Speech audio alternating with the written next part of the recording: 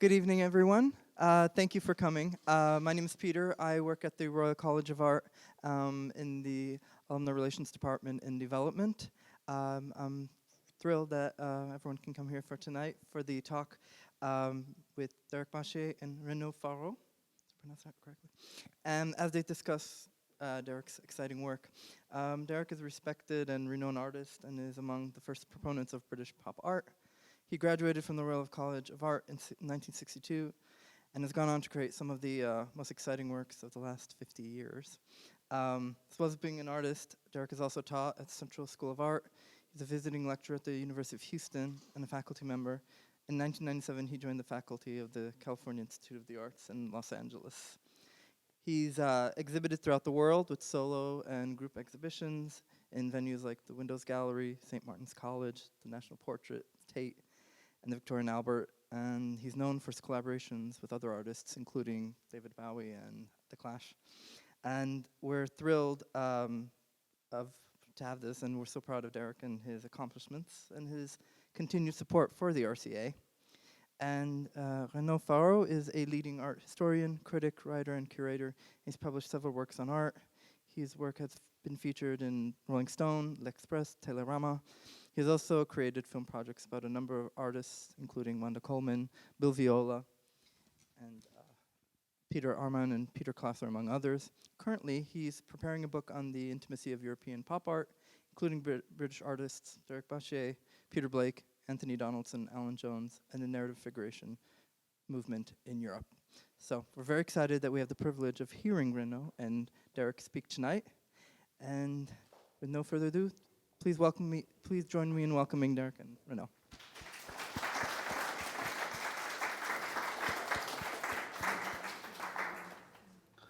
Good evening. Thank you for coming. Thank you for the invitation of the gallery and of Derek. I would like to apologize for my French. I hope you could get what I say. I think it shows a lot about Derek to invite a French art critic to talk about his work and to talk with him, especially in those Brexit times. And Derek made a drawing recently, called it Brexit. Well, actually, it was a T-shirt that's going into production soon. This is a production. So,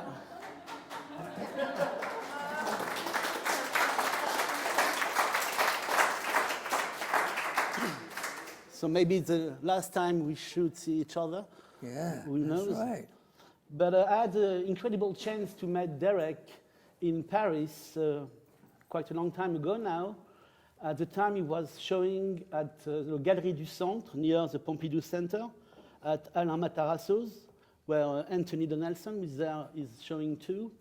And there you could see artists like Peter Saul, Derek Boshier, Anthony Donaldson, link to what we call in France the narrative figuration, la figuration narrative, which is at the same time as British pop, what was happening in Paris at the time.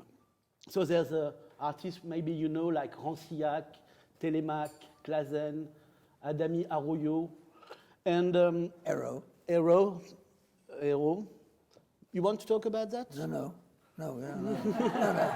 Sorry. Finish. It's a quite stupid idea to not link all those pop artists, and especially European pop artists, between the British, the French, the American. There's a reason why. One of the big reasons we created this concept of narrative figuration in France is a question of narrative into the paintings. But what is interesting, especially with Derek, is like there's a lot of narrative, lots of history in his painting. So at some point we can really link it to this narrative figuration movement of Paris, and especially to remember, like in '65, for example, he was shown as Anthony or Patrick Caulfield or Peter Blake or Peter Phillips at the 4th Biennale of Paris. So there was this link already in the mid-60s between Paris and London. And this link to about what was pop art at the time. So maybe to begin, we could talk about this idea of pop art and how you were involved in this movement, especially when you were at the Royal Academy. College, sorry. Oh. So, But were you, you were a bit classical on some point, no? yeah, I think, you know, one often hears talk of what's the difference between American pop art and British pop art. Well, a lot of differences, I think. There's a lot more intimacy in British and French pop art. And the other thing is, you know, the idea that actually there was a big exhibition of pop art in New York about 2 or 3 years ago, and there was no British people in, and they said, there's no British people, because pop art's American. Well, that's not true, because pop art started here way before America, you know, in the 50s, and with Richard Hamilton, and This Is Tomorrow. So there's that aspect. And also, different from American art, within some British art and a lot of French, it's political. It's socially and politically. I mean, that's just not all, but there is that element that comes in. Let me see, what else? Yeah, because I had a gallery in Paris, I got to know a lot of the French artists, and that I didn't know their work very well before. And some of these French artists, like, I'm thinking particularly of people I know, like someone called Rancellac and Hérault. They were doing pop art so early on. To quote Hérault, there's a funny thing he's saying, what is the difference between pop art and narrative figuration? He always say like pop art, P-O-P, 3 letters, 3 minutes to understand the paintings. Narrative figuration, 19 letters, so 19 minutes. But Anthony told me once that pop art was not 3 letters, but 6. So. And someone said that pop is pop spelt backwards. So that's always good. You want to move on? Yeah. But so maybe we were talking about this beginning of pop art, and you could talk of 1961 and the famous movie made by Ken Russell, and Pop Goes to the Easel, where we can see you with Pauline Bochy, Peter Phillips, and Peter Blake. Yes. And on the same hand, I would like to say, to recognize all the work made by Marco Livingstone, especially to put up British pop on the map and to change this map of pop art, which was really specialized about United States, and he bring back the artists as Peter Blake and Bernard Rancillac or Alain Jacquet, for example. Yes. But could you talk about Pop Goes to the Easel? Yeah, Pop Goes to the Easel, sort of become a cult film. It came about via Ken Russell, the filmmaker, who made, was one of the first filmmakers to make what is now known as docudrama. That's a documentary with people acting in it. So we weren't actors, but Ken Russell approached us all singly and interviewed us about what we were all about, and then wrote a script. And we then sort of, in a way, reenacted ourselves. You know, we went to all the places that we talked about. Peter Blake, especially interested in wrestling, and then we all lived near the Paulbella Road, so we used to go there and you know, collect stuff for our art making. And then, of course, there's Pauline Bochy, who only recently, fairly recently, has been recognized as, well, one of the only British female pop artists, and whose excellent work that she did.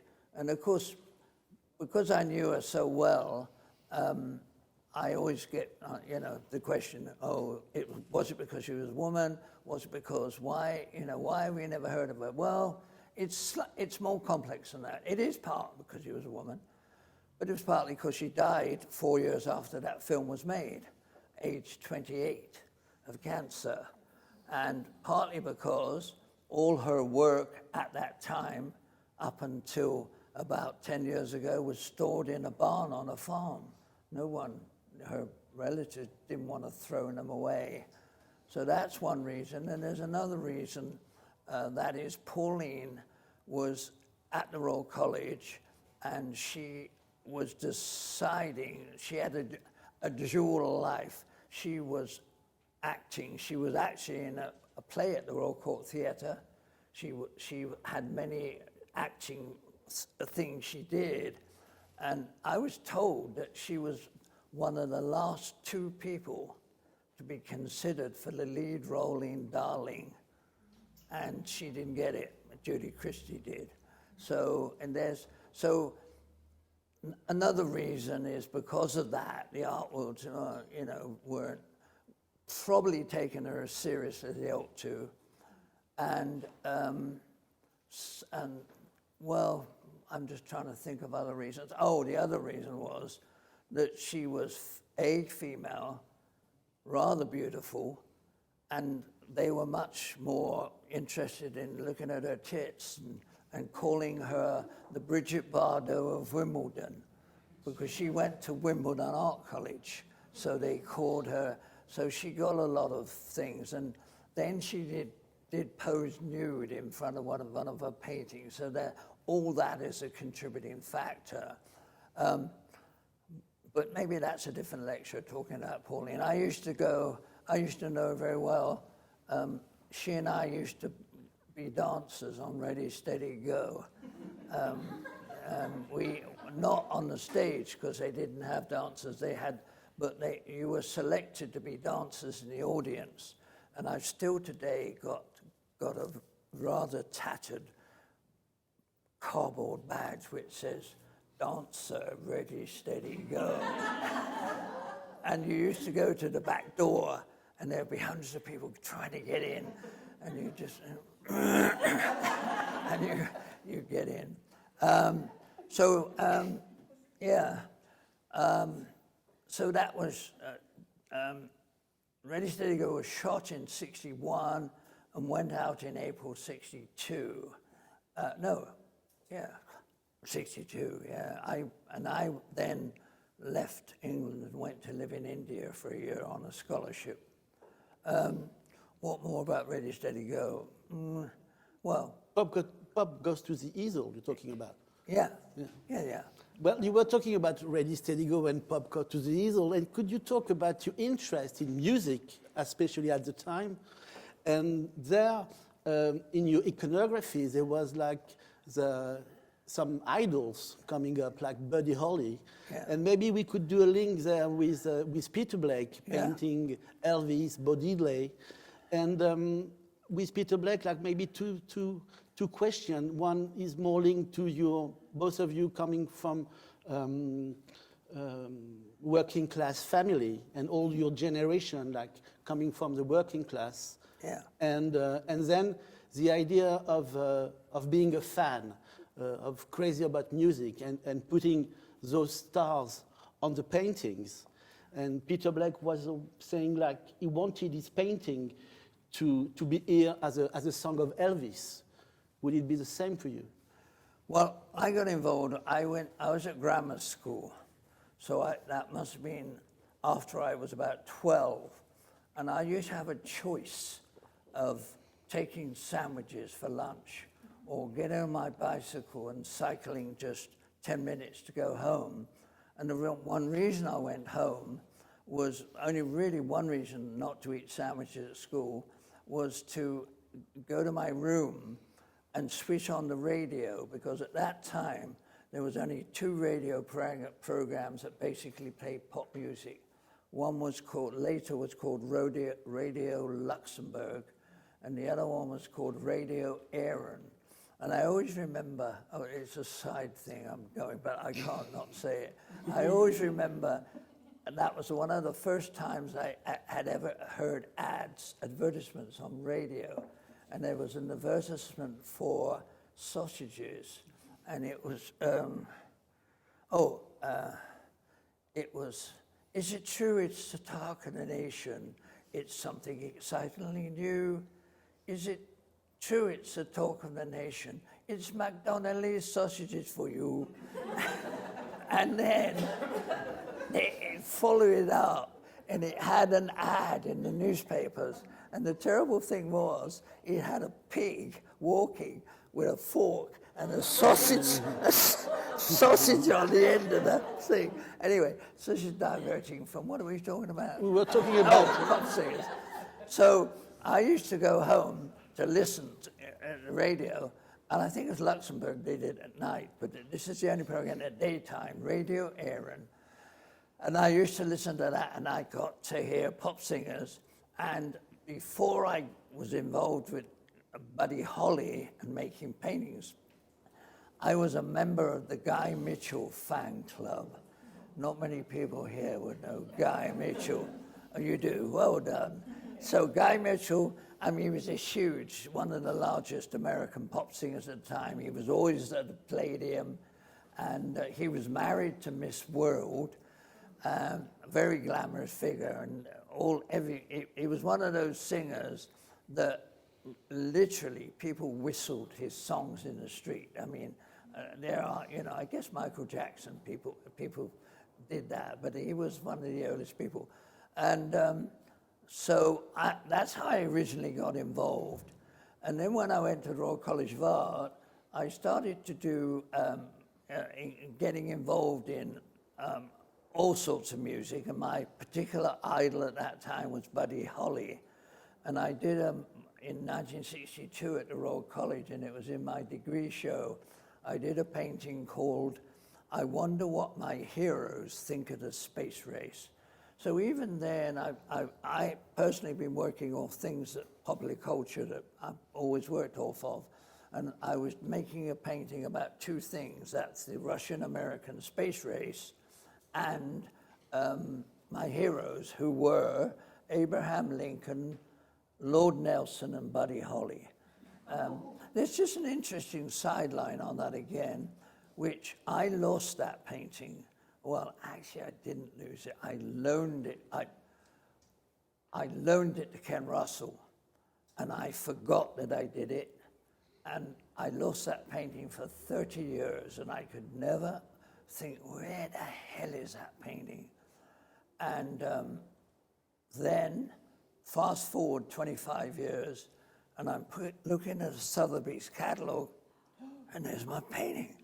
And I thought, well, I loaned it to, And I wrote to Sotheby's and said, can I, could you possibly let me know where that painting is? And of course, all the auction rooms won't tell you where anything is. So, and then they said, I've heard this from other artists, we've lost the records. Anyway, so I thought, well, and I didn't then discover it. And another 10 or 15 years, maybe it's 5 years ago, when there was a show at the Whitechapel Gallery, my painting was there. So I said, oh, incredible. Because, by the way, the government, the British government, they've got an amazingly good collection. Hogarth, right back of British art. And they're up to date. They've got, I know they got Michael Craig Martin and people. But so I immediately said, great, where did that painting come from? Where's it been? You know where it's been for 30 years? In the British Embassy in Moscow. Yeah. So, yeah. What are we talking? Oh, yeah, music. I also, in the 60s, at the same time, actually just before I did the painting with Buddy Holly, I did 2 or 3 drawings of Bill Haley and the Comets. And Bill Haley, as you remember, was one of the first people. I was a student when I I must have done the drawings in '62, but in fact I was at art school in Yeovil in Somerset, of which there were only 15 full-time students. And I went to Rock Around the Clock with Bill Haley, and I actually, and this is Somerset, we actually, during the film, were dancing in the aisles. You know, you saw it. I mean, I saw it in, I know, I read about it in Birmingham. Well, they would do it in Birmingham or Nottingham, but, you know, the Oval, no. So that was my beginning involvement with, and of course it ties in, as Renaud said, of being involved in popular culture, which is what, you know, film stars, pin-ups, popular culture, every sort of coverage. It was, well, let me say, just taking the people at the Royal College of Art at the same time, and someone's just come in from the Royal College, and he was in the Temperance 7, if anyone, enough of that, right? Temperance 7. Anyway, sorry.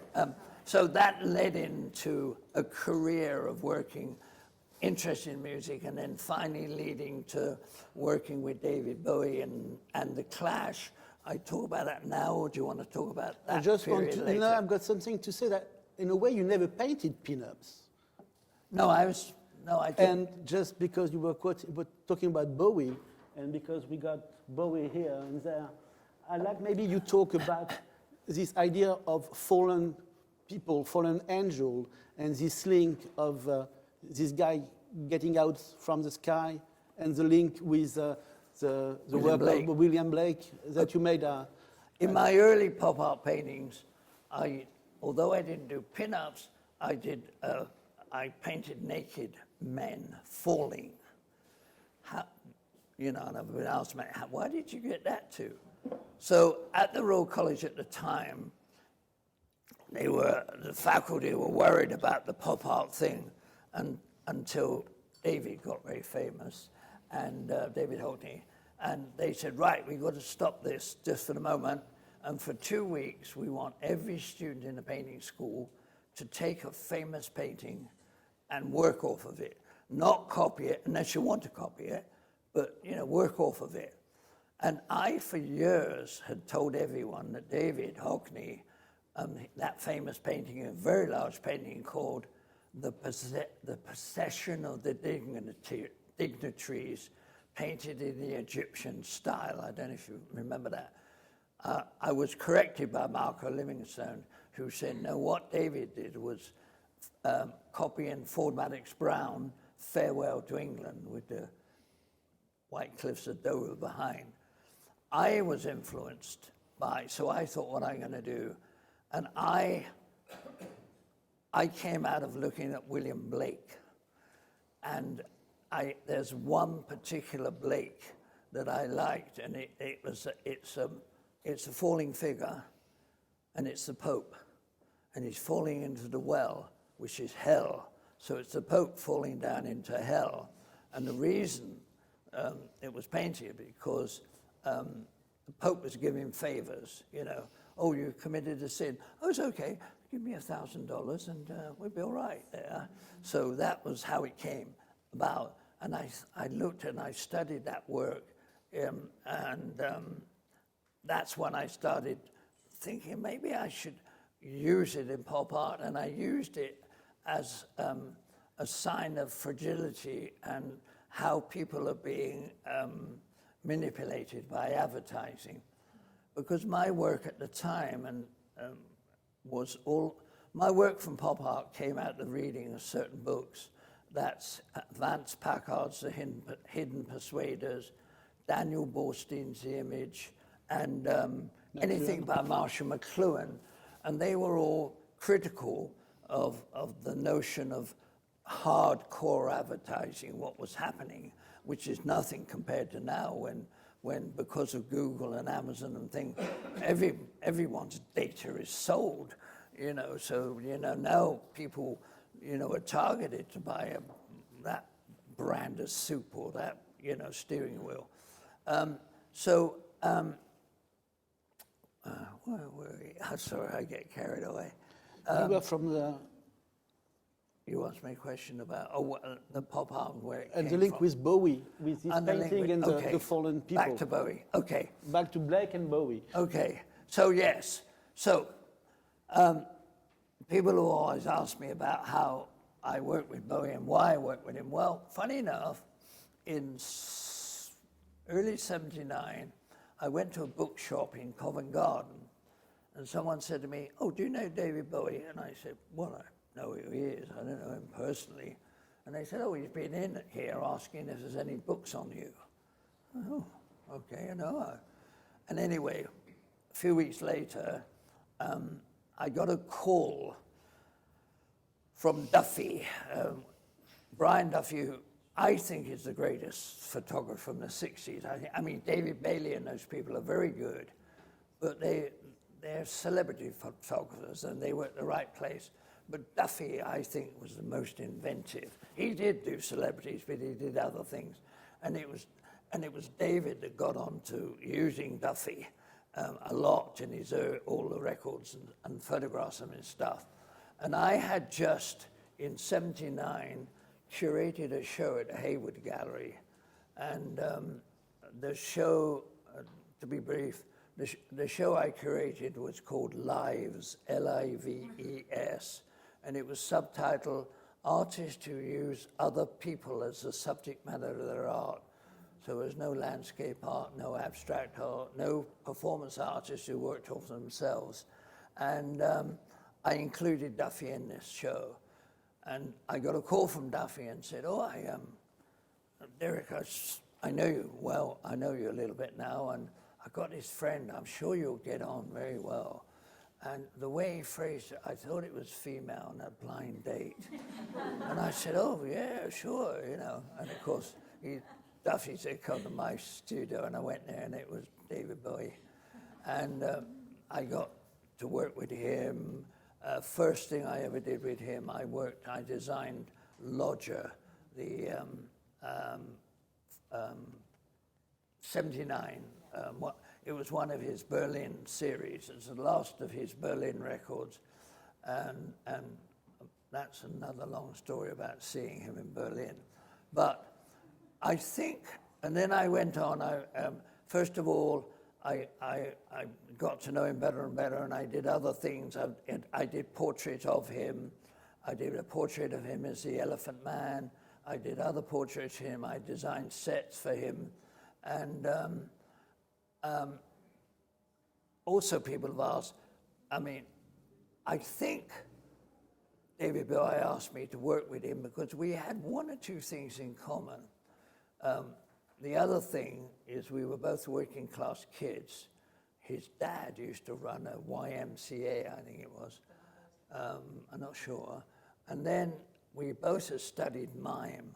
David seriously, and I studied mime for a little bit at the Royal College, because at the time at the Royal College, it was amazing.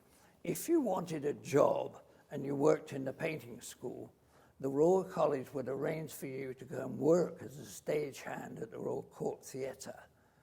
And I went there, and I know David Hockney used to work there, and I got to know someone who was also a great influence in my life, which is Samuel Beckett. But because of our connection with Sloane Square, the theatre there, a lot of the actors and directors used to come to the Royal College because the last week at the Royal College before Christmas, we used to put on a satirical review. And it was really because Peter Cook, Dudley Moore, all those people were doing things. So we took it on. I don't know, here we were as a visual arts school. But the amazing thing it was that it brought so many people together. Like there was a group of us, and we were from every department: automotive design, ceramics painting, photography, graphic design, every department, of fashion design, of course. We were all there and got together, and we all acted in these things. We wrote things. I remember I wrote something. I wrote a conversation between Errol Flynn and Beethoven. They were in heaven, you know.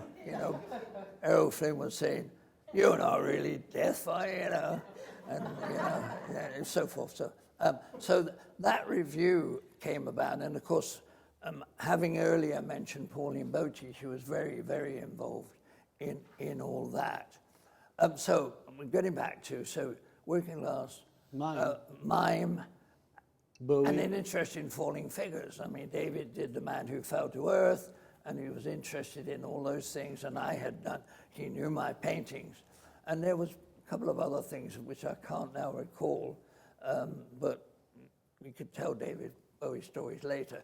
So, you're referencing these two paintings. The painting on the left, maybe I should say something briefly in a very general sense about the paintings in this exhibition.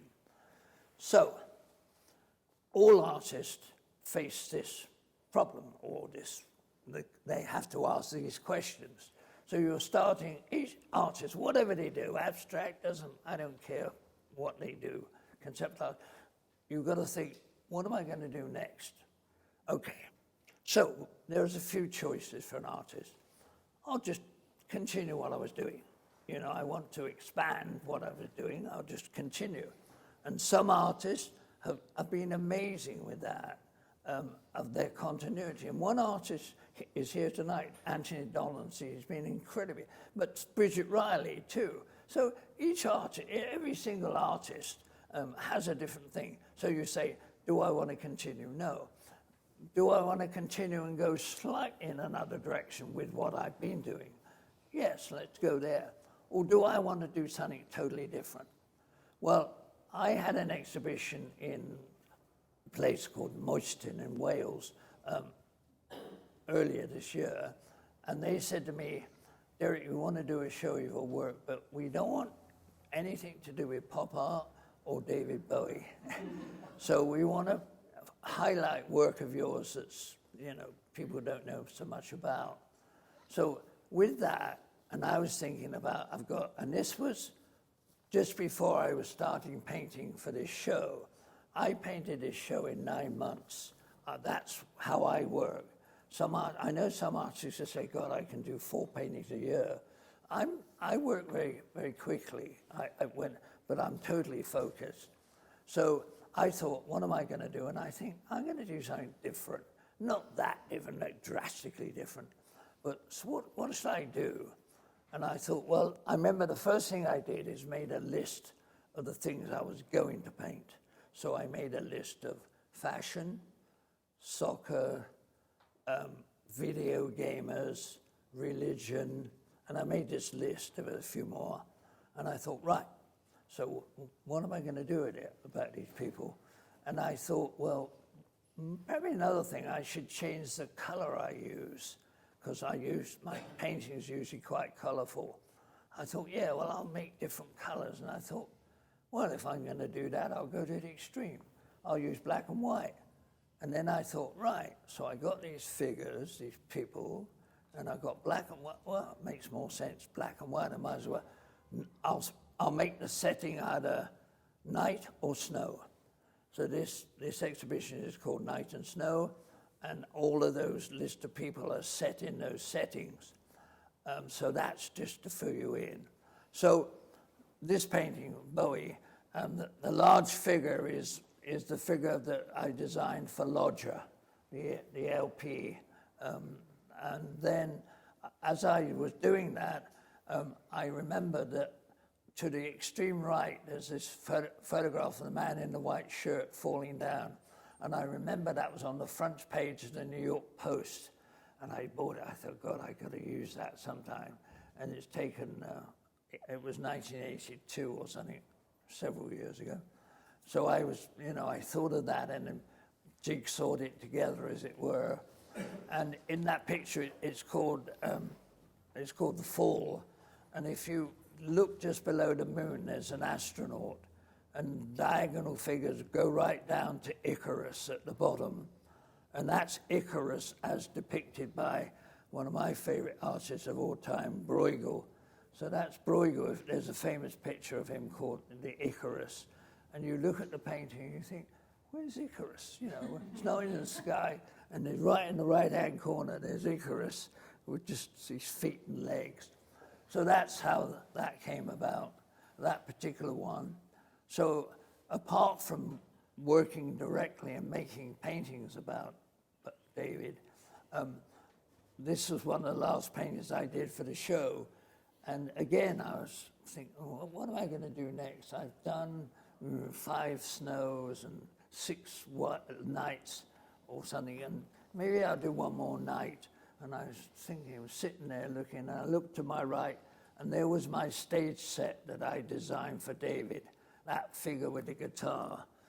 That was a cardboard thing. I made about 6 sets for him, and he took 3, I took 2, and the Victoria and Albert took 1. They've got the other one of this. So that's how those 2 particular paintings came about. If you'd like me to say something about the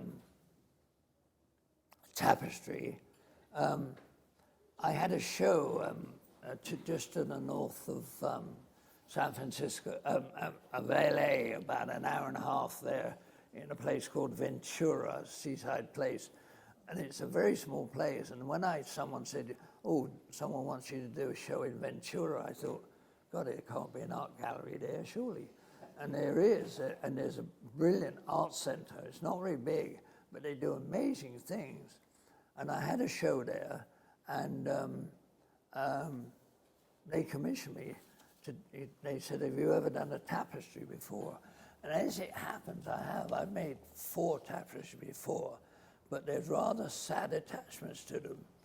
I did one in the mid-60s, and they were made in Aubusson in France, which is the best tapestry, been going since the Middle Ages. But the guy bought them, the collector bought them, and he died, and I can't find anyone that can trace him down.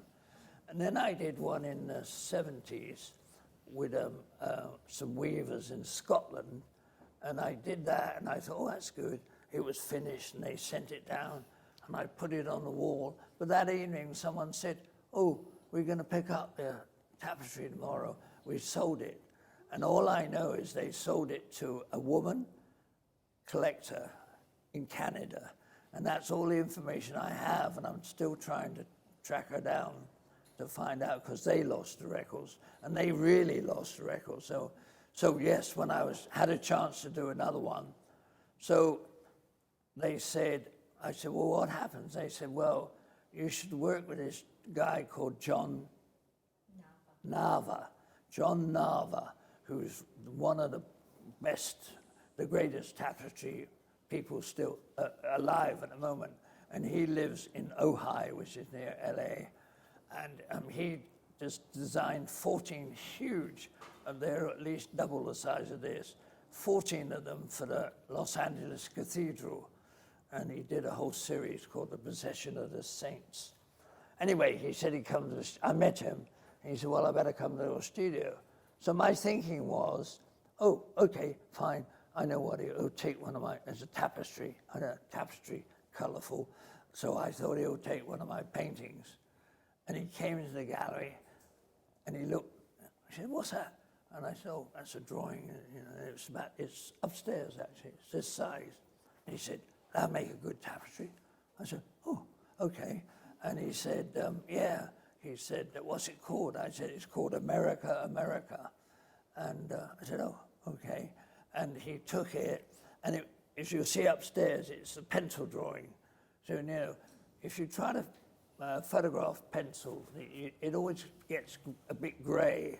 So he put it on the computer, and he whacked up the contrast, and that's how it came out. And I just love it. I mean, I love it. The first time I saw it, I thought, God, it's so amazing. It's so different from the drawing, and tapestries are so great. So, there are 2 sides there. There's the idealized America and the real America on the right. So, Maybe you could talk about, because you were talking about drawings and all the drawings which are upstairs. Yeah. And you always have this capacity to draw about what is happening at the moment. You using radio information, newspaper, magazine, whatever. And would you have been interesting to be like a cartoonist? We were talking, we were together about Charlie Hebdo and what did happen in Paris. And so, and now we are, there's the idea of there won't be any more political drawings in the New York Times. And is that true? What yeah.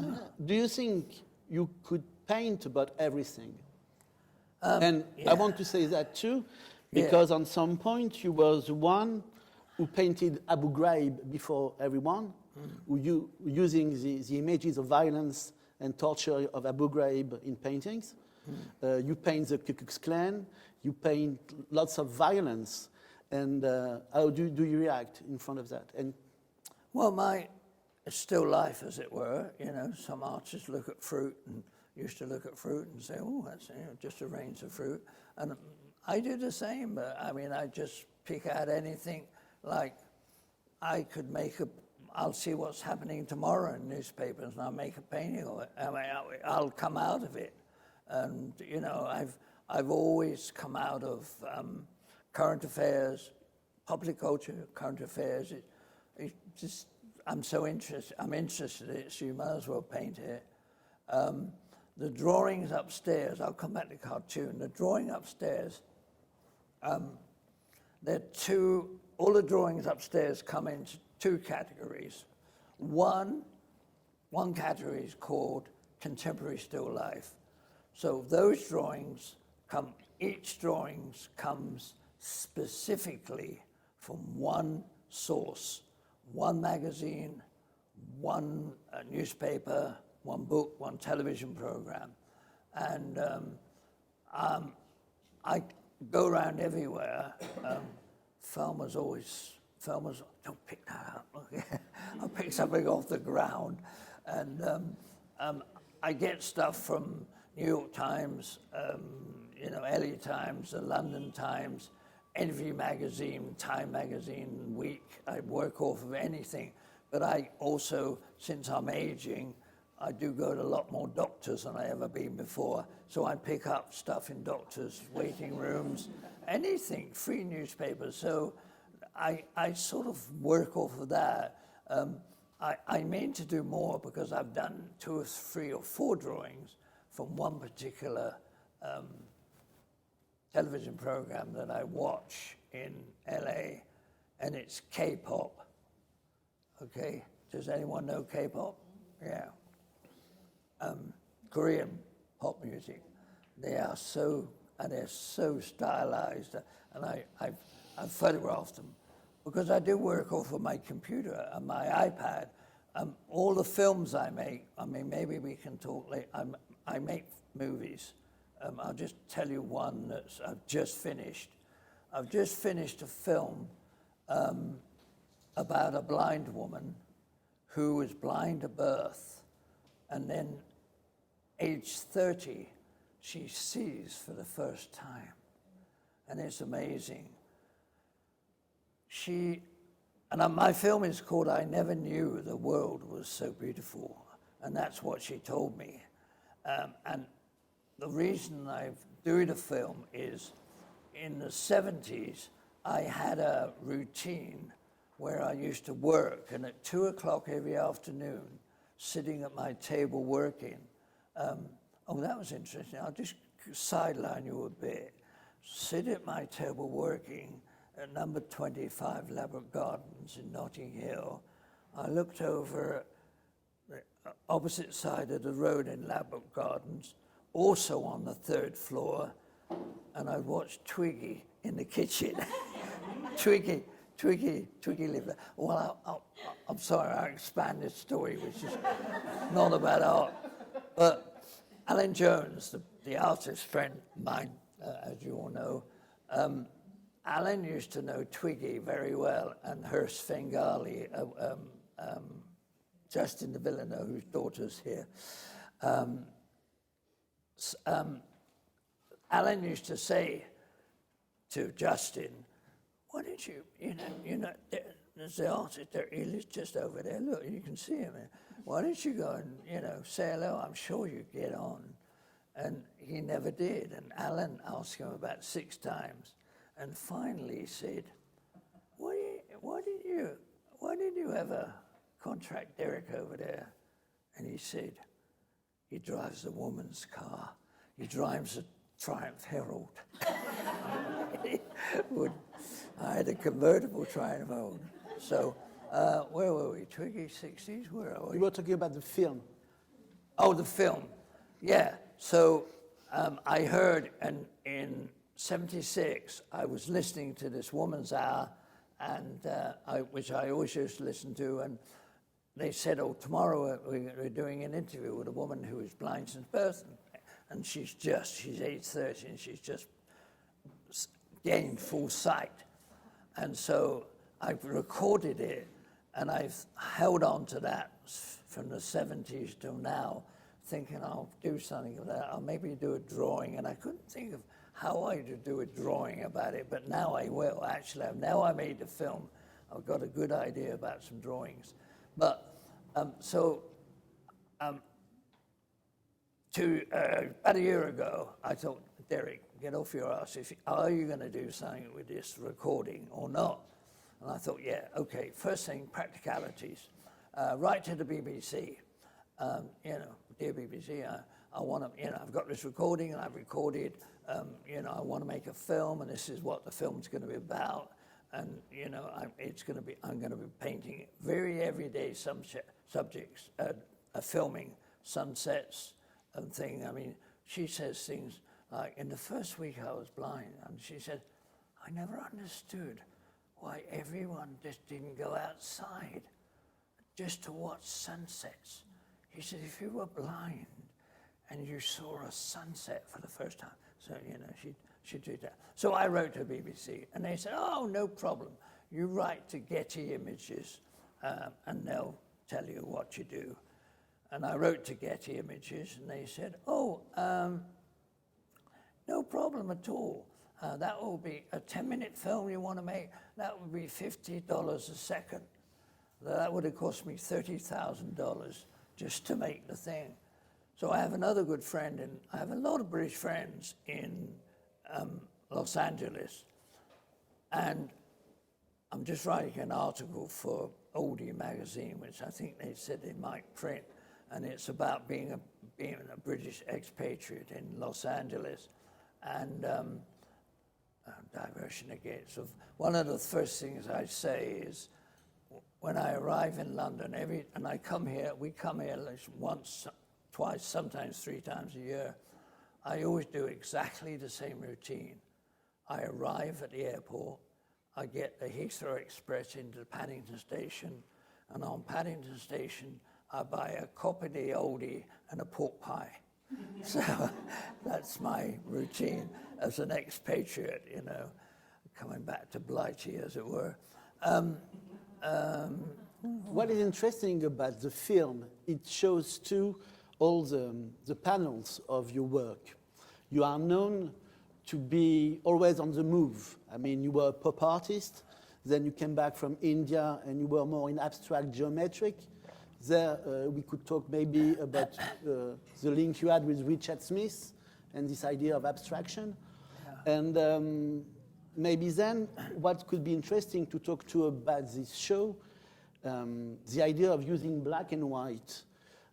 The last Picasso are in black and white. The last Roscoe are in black and white. Yeah, the last Gottlieb, the last...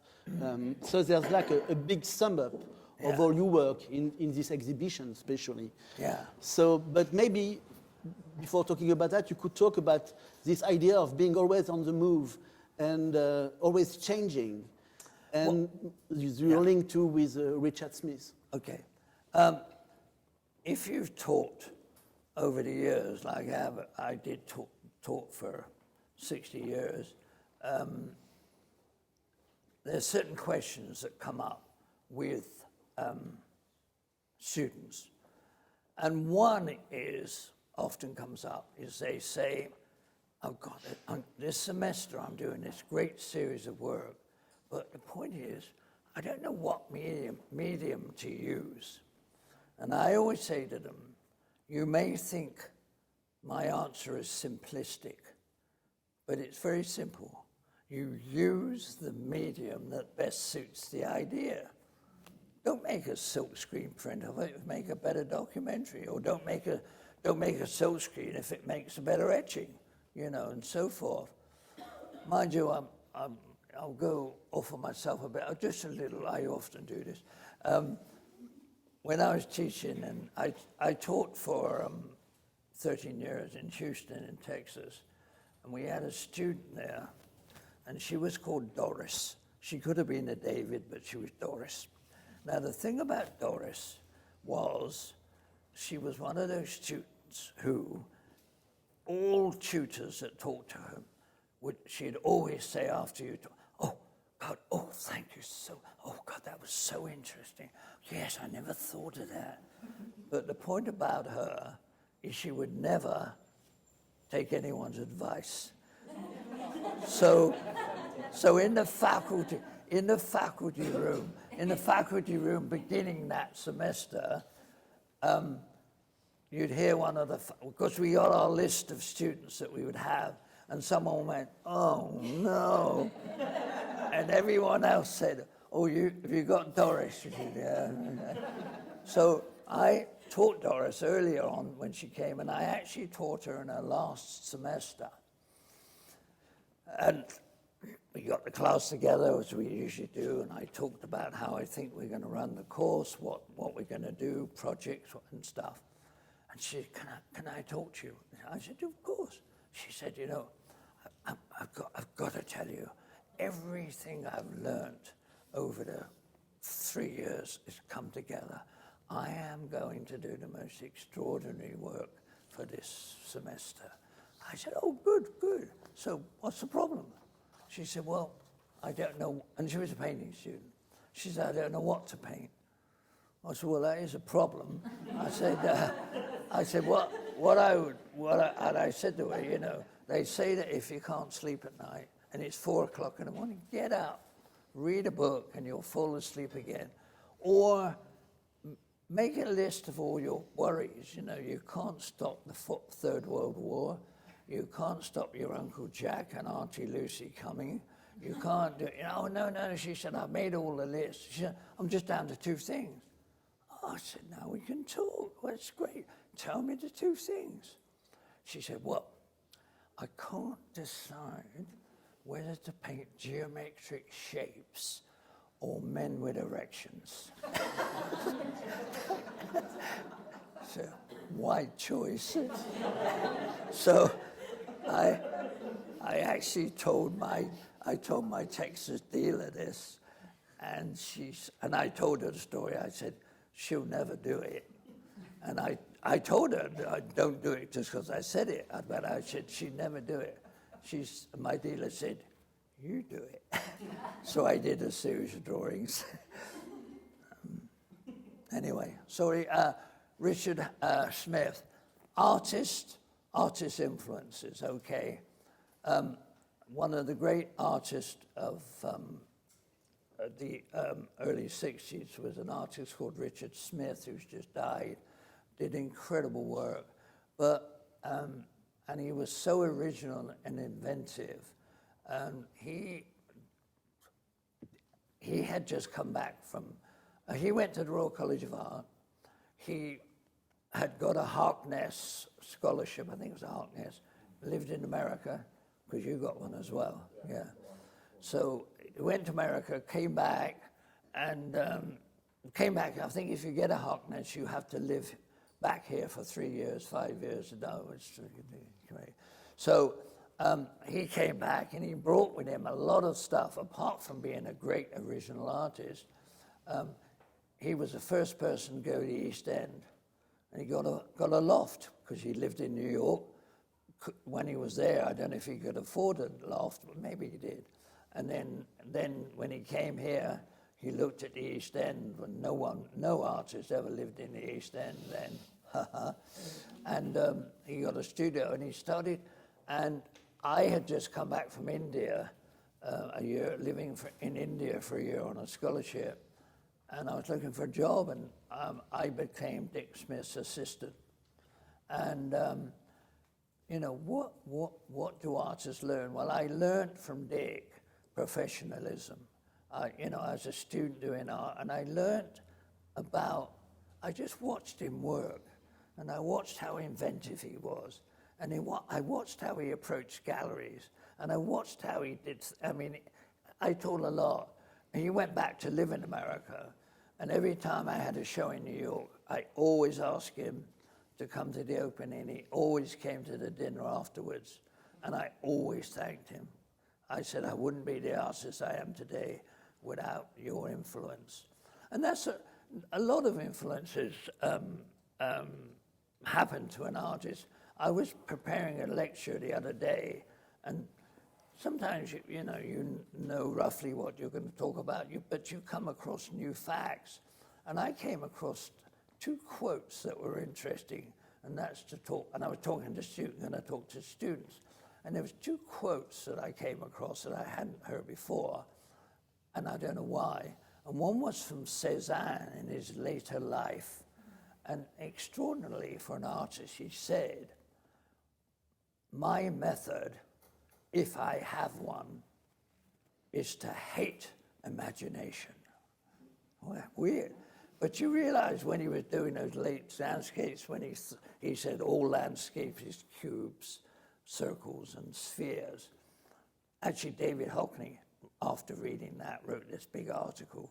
Bollocks. He said he didn't think it was. So that was that. And then the other quote I heard was from Einstein, who said, "Imagination is greater than knowledge." Interesting. You can juggle those things. Of course, I love quotes. Who was it? Who wrote On Something Pond? Who's the great American writer who wrote On Something Pond? And he said, "Don't tell me your quotes. Tell me what you think." Yeah. Because there's always things I used to tell students. Of all people, it was Degas who said, the act of making a painting is like the perpetration of a crime. You disguise, you cheat, you invent.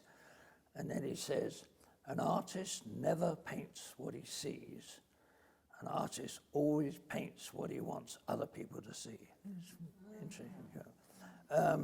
So, yeah, influences. But you had a theory about people in pairs and people. Well, being an art historian is a big being a detective too. Yeah, I was telling about art history is often made by couples, contrary, or we could have, like, I don't know, Ingres and Delacroix, but we'll say more Braque and Picasso, Rauschenberg and Jasper Jones, Peter Blake and Richard Smith. Yeah. And on some point, David Hockney and Derek Boshier. So maybe you could talk too with the relation you had with David Hockney since you were a student. David Hockney painted my portrait in January, and during the break he was talking, and a lot of you will know that David is at the moment living in Normandy. So the point about it is, well, during the break David said to me, "Oh, we're going to live in Normandy for 4 months." I said, "Oh, that's interesting. What's that?" And he said, "Well, I reckon the best place to experience spring is Normandy." So I'm thinking he's going to do to Normandy what he did to Yorkshire. And but I know there's something different. There's also the Bayeux Tapestry. I'm going to see those paintings are going to be part landscape, part maybe progression, or I don't know. Anyway, he said, "Oh yeah," he pulled out his phone. He said, "Oh, this is where we're staying." I looked at it, I said, "Bloody hell, David, it's a huge house." He said, "Yeah, Elizabethan." He said, "It's 1550. I said, "Wow." And it's got X acres. And I said, "Wow." I said, "You rented that for 4 months?" And he said, "Well, not exactly." He said, "I bought it."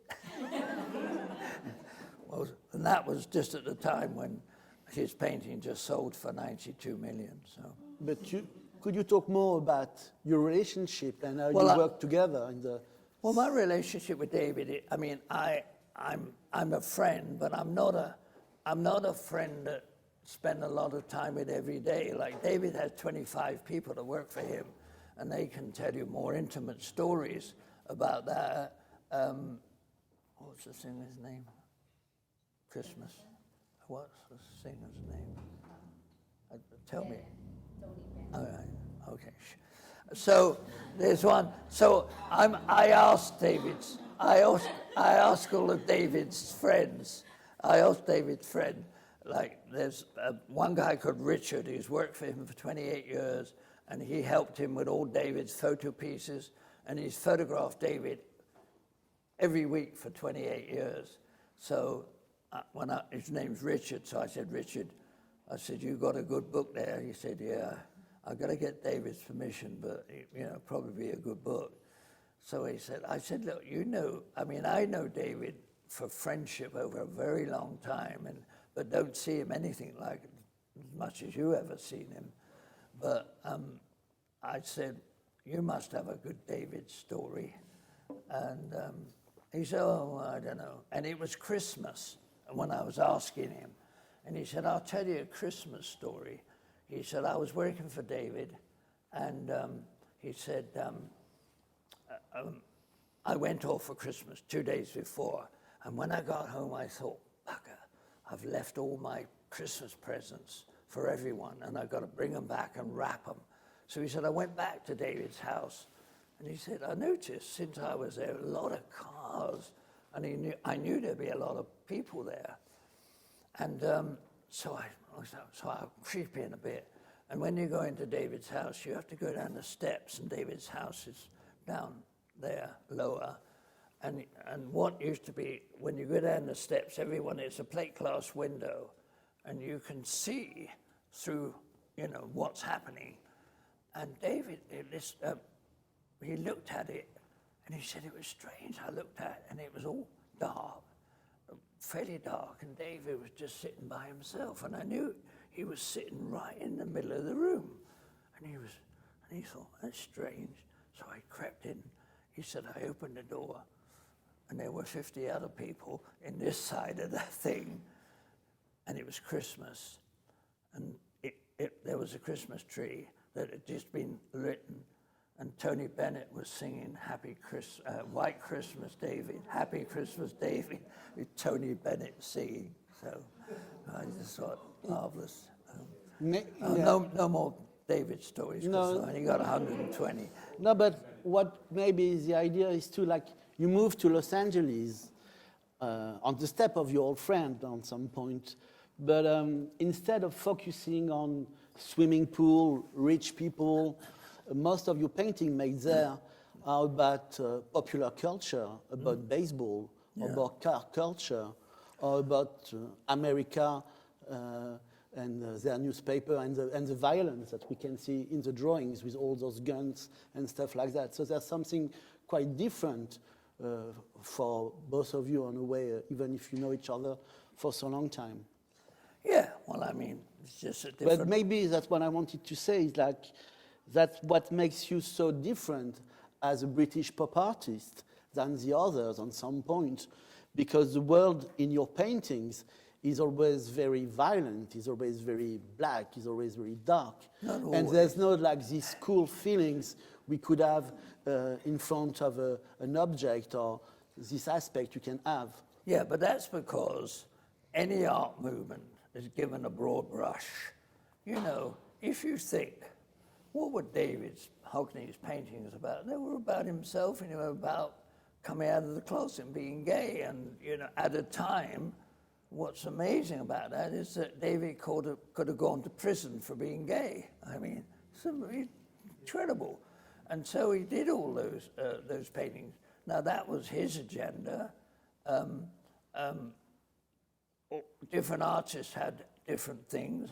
Pauline Bochy was working around doing great early feminist paintings about sexuality, and they were amazing. Peter Phillips was pretty hardcore, mechanical pop, and stuff. Alan Jones came out of European art. Peter Blake and Anthony Donaldson here came out of the popular culture of entertainment, more pin-ups and all sort of looking at glamour and taking that on as a subject matter, which, you know, is a huge subject in popular culture. So, you know, each of us had an agenda, and I explained mine early on that I was actually critical of American culture, but, you know, as someone wrote, you say, you know, Derek Boshier did all these critical paintings, but he's lived there for 30 years. So, well, you know, so what? You know, I mean, it depends. No, but I do some, I mean, a lot of people write about my work as a lot of satire in it. Yeah, but I touch upon every subject that's in the ether, be it violence or be it, you know, satire and stuff. I've just done a lot of drawings about Trump. Yeah, I just done drawings of Trump surrounded by clowns, and he's dressed up as a clown, but it's not called clowns. It's called wait a minute, Inansi. Inansi is the West African god of trickery.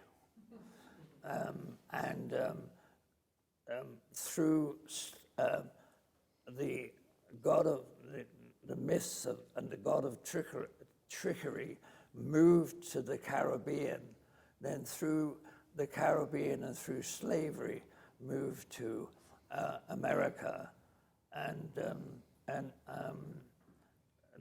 trickery, the god of trickery is involved in a lot of religion in New Orleans. You know, religion of New Orleans is a strange mixture of Christianity, paganism, and West African art. So that was of one. What were you asking me?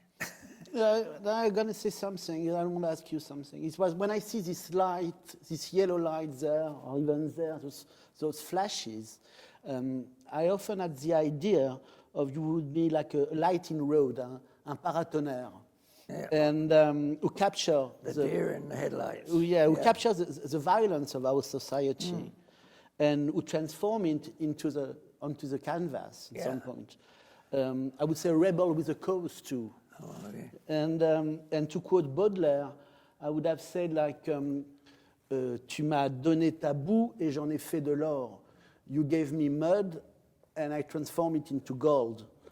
And there's always this idea of this satirical point of view for me in your work, who makes you really like somebody different in the art world, and who could link to come back to what we're saying about the narrative figuration, and an artist especially as Bernard Rancillac, which was using advertising to critique the Vietnam War or the starvation in India. And maybe we could talk there about the painting which is behind us there, where you take back the toothpaste and the toothbrush, which was at the beginning of your career to critique Colgate and advertising and the using of a color for the mass. Yeah, one of my paintings in the Tate is called Identikit Man, and it's the man who's disintegrating, whose legs are changing into a jigsaw, and he's being manipulated by advertising.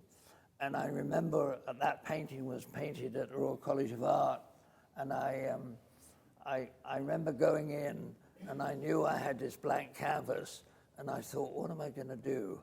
And I remember just at that time there was ads everywhere in London for this toothpaste, and it was the first toothpaste ever to have stripes in it. And I thought, oh, this is a new trick. Maybe I should use that. It's interesting as an image, you know, since we as pop artists were using, you know, popular existing imagery is what we were about. and I came into the Royal College and started this painting, and there were various aspects of it. I'm trying to think. Yes, so that I did this painting, and then what's interesting, when I was doing this new series, so I mentioned that I did that painting because it was, Bowie and a falling figure. I did this because that was a stage set, and the painting here, the small painting on this wall, is my black and white recreation of that painting in the tape with the toothbrushes, and the painting is called The Return of the Stranger. So people always say, why don't you paint those pop art paintings all over again? I couldn't do it, I'd get bored. I mean, I like moving on, I've got my next show that I haven't got the work for is for a show I've got a new gallery in New York, and I'm going to go back, and it's going to be about a year from now, so maybe just before Christmas I'm going to start on these new paintings, and I've got an idea for them. Who knows? Oh, in that documentary film, I don't know if you all saw that series, a very nice series that called What Do Artists Do All Day, made, and really a great range of very different artists. Someone had asked me in that, what are you going to do next? And I said, I don't know. I haven't got there yet. And they said, well, how do you start a painting? And I said, I think about it for a long time, and what I need to do is get enough confidence to start. I want to know what I'm trying to do roughly, and I want that give myself confidence, because that's all teaching is too. One of the great aspects of teaching, I think what you have to do is, encourage a kind of confidence. One of many things you have to do. People have always said to me, Derek, the way you teach, you always do the good policeman, bad policeman. And I thought, maybe I do. But this is very interesting teaching, because teaching in America is very different from teaching here. For instance, in America, it's very hard to say to a student, and I've got into trouble, that's not a very good painting, And what do you mean? I've insulted a student. In England, I'd say, that's not very good painting. Why'd you do? Oh, fuck off.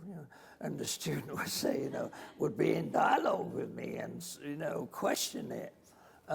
There is something that I found in the difference between America and students and British students, is in America, and I've not quite worked out why, and I would have thought it'd be different, but American students much more, and that's not to say British students don't as well, much more seek approval.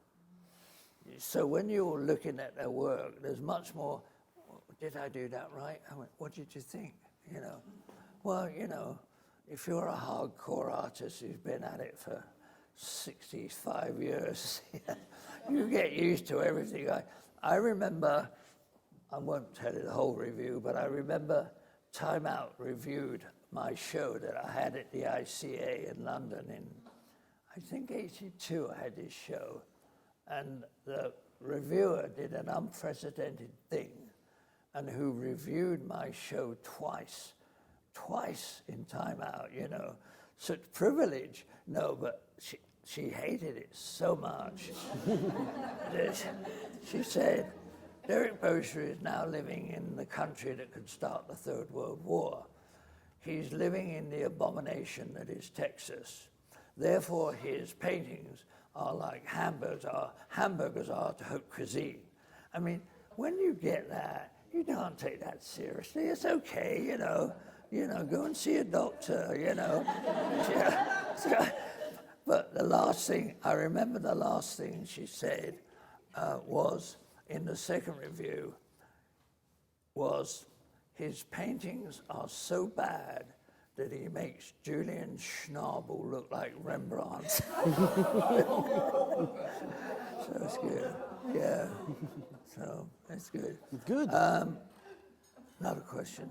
How are we Well, going? to finish, maybe, Yeah. I had like a quote and a question.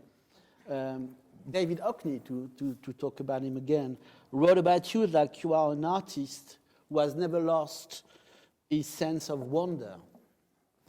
And recently, doing an interview with Marco Livingstone, Marco was telling me like the worst thing who could happen to pop art is that you would be vintage. And I think when we talk with you, we see that you will never be vintage. Still going on. As my youngest daughter said to me only about 3 years ago, Dad, you were quite good looking when you were younger. So, going back to David, yeah, I had this Thames and Hudson book published about 3 years ago on my work, and I got 7 different authors to write 7 chapters each for a decade of my work. And then I started to get, from Thames and Hudson, I started to get letters to say, could you ask David Hockney to write your introduction? We've written to him 6 times and you don't get a reply. So I know David, yeah, he gets 100 things a week, you know, to do. And, I got one last Hockney story to tell. No, so I said, no, I'm not gonna ask David to do that. People used to ask me to, tell David Bowie that I've just written this film. No, I'm not gonna. I've never used my friendships to do that. But another fellow Brit in Los Angeles called Christopher Finch. Christopher Finch has written a book on pop art. He wrote a book on Patrick Caulfield because they were at Chelsea together. And when I told Christopher, he said, would you like me to ask David? And he did, and David said, oh, sure. And so, I was pleased with, and that's what he said, which is a nice thing, but it's also what I tell students, don't ever lose your sense of wonder and amazement. And also, I always remember as a student, going into, this is an undergraduate, we went in and our teacher said, we're not going to do this project. Oh, yes, we are, but I want you to do another project that's going to just take half an hour. And, okay. And he said, everyone get your pen, paper and pencil ready. He said, right. He said, now you probably, all of you coming in today, have probably seen at least 500 cars. He said, I want you to draw 10 separate wheels, what do you call them? Hubcap wheels. And he said, you're supposed to be visual artists, and you're supposed to be observant. And it was terrible. And of course, we had one guy who knew everything about cars. He did this amazing thing. But it's very hard. Most of us made them up. It was, because we knew. One last story, well, David's story. I'm going to ask you again the name. Anyway, I'm with David, and I happened to be with him alone and for a meal, and we were chatting, and he had a phone call, and he picked it up, and it was on thing, and I knew who it was. Dennis Hopper, the movie star, and Dennis Hopper said, and I could hear the whole conversation because it was on the machine, and it was Dennis saying, "Oh, hello, David." He said, I've been married 4 times before. He said, I'm getting married again. She's lovely. She said, and we're getting married on, he gave a date, and he said, we're getting married up in Las Vegas. He said, I just wondered if you were free to come out. And David said, well, hang on a bit. And he used to have a ledger by the phone, and he looked at it and he said, I'm terribly sorry, Dennis. I said, I'm going to be in London. He said, I'll come to the next one. So, Still wonder. thanks. Still the wonder. Yeah. So thanks very much. Thank you. Thank you.